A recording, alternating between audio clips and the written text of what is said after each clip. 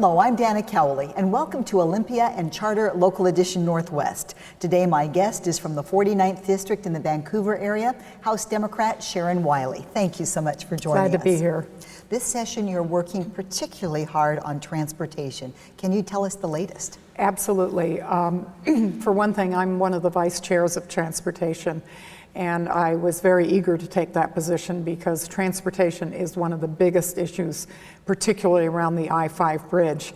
And a bunch of us who represent that area down there have been working for over a year to get a productive discussion going on replacing the I-5 bridge after our last effort didn't work.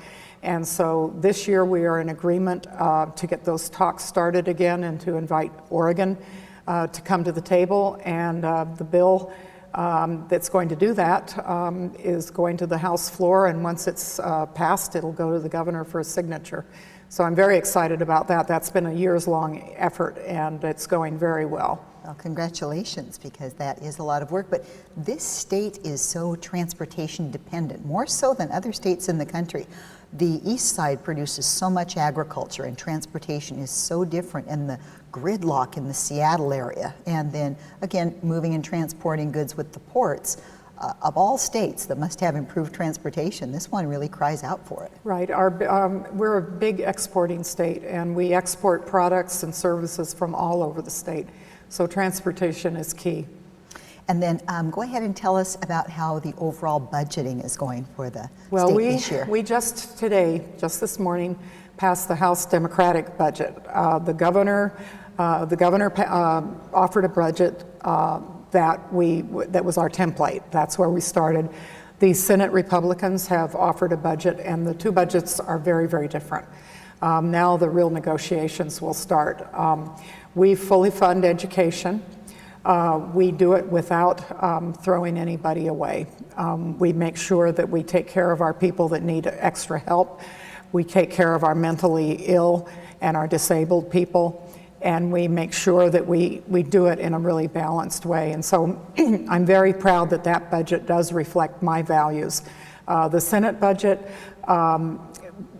cuts a lot of the things that I promised not to cut. I promised people when I came here that I was going to try to make our tax system less regressive, that it would be balanced, it would put education first, but it would also do the other things that people are asking us to do, which is to make sure that we don't have homeless and mentally ill people in our jails. We have to provide those services.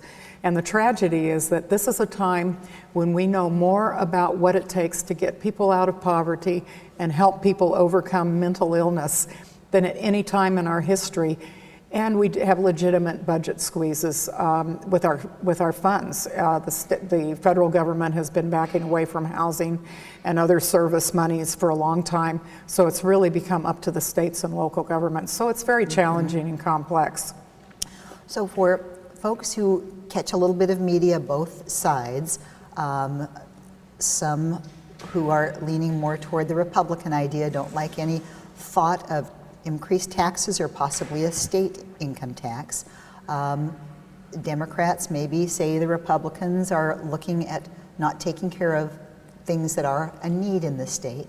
So where are we really, what the taxpayers will see with this? What will it mean for taxpayers and costs? Because I think for most people who are watching, they want to have things attended to, but they also have to think about the budget and what it will cost them. If you talk to small businesses, what they will say is that nobody ever pays attention to them. There are many, many jobs and many people who've been whose jobs have evolved away from them who are starting their small businesses. There's young people that are starting businesses.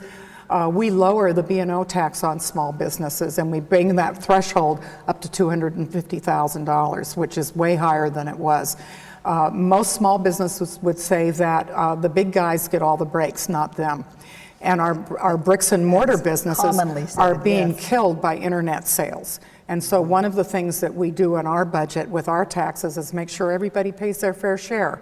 So we're going to be doing what other states are doing, which is taxing internet sales, and that protects our Main Street businesses and gives them an even playing field, and it makes sure that more people pay their fair share.